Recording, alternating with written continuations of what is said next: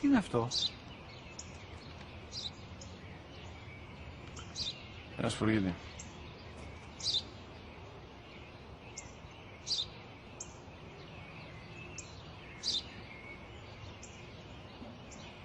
Τι είναι αυτό? Μόλις τώρα στο είπα, πατέρα, σπουργίτη είναι.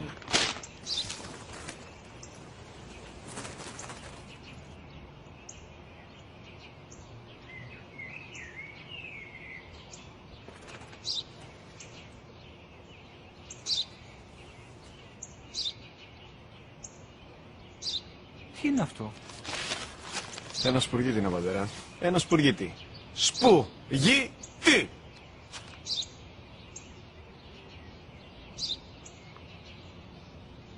Τι είναι αυτό? Γιατί το κάνεις αυτό το πράγμα, μπορείς να μου πεις? Τόσες φορές σου είπα, είναι ένα σπουργίτη! Δεν το καταλαβαίνεις! Πού πας?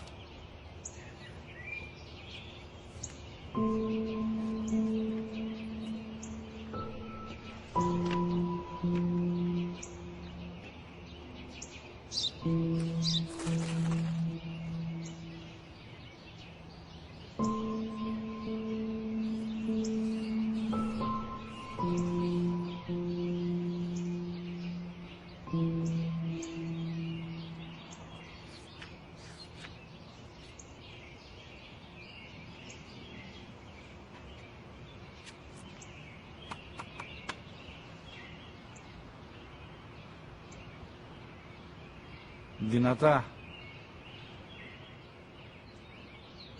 Σήμερα ο μικρός μου γιος που πριν λίγες μέρες έκλεισε τα 3 καθόταν μαζί μου έξω στο πάρκο όταν ένας σπουργίτη ήρθε και κάθισε απέναντί μας. Ο γιος μου με ρώτησε 21 φορές τι ήταν αυτό και του απάντησα και τις 21 φορές ότι ήταν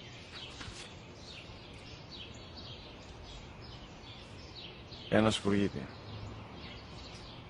Τον αγκάλιασα τρυφερά και τις 21 φορές που μου έκανε την ίδια ερώτηση, ξανά και ξανά, χωρίς να εκνευριστώ, νιώθοντας στοργή για το αθώο μου αγοράκι.